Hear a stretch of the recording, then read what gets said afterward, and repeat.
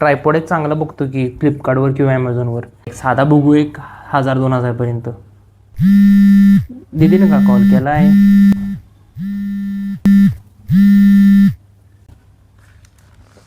Hello, बोल की दीदी. हां, येणार आहे रक्षाबंधनला ह्या वर्षी मी. पगार आहे माझा, देतो गिफ्ट मी तुला.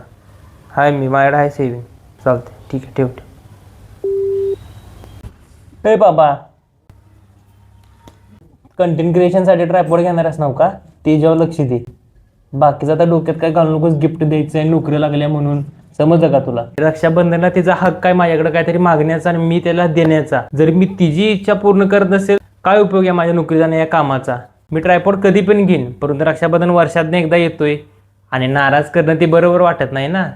तुझी गरज आहे, सगळं आहे, बरोबर आहे, परंतु वेळ पण तू बघ. आता तुला करायचं आहे म्हणून 2 महिने झालं तू बसलायस उड्या मारीत. माझं डोकं फिरवून टाकलंयस. आता घ्यायच्या वेळी असलं काही खॅट काढ नकोस.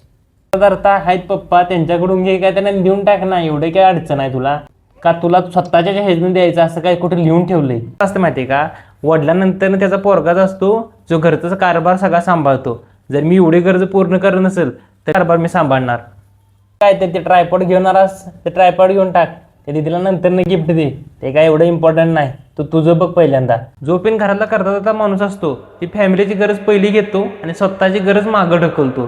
फॅमिलीला प्रायोरिटी देतो आणि मग स्वतःला देतो.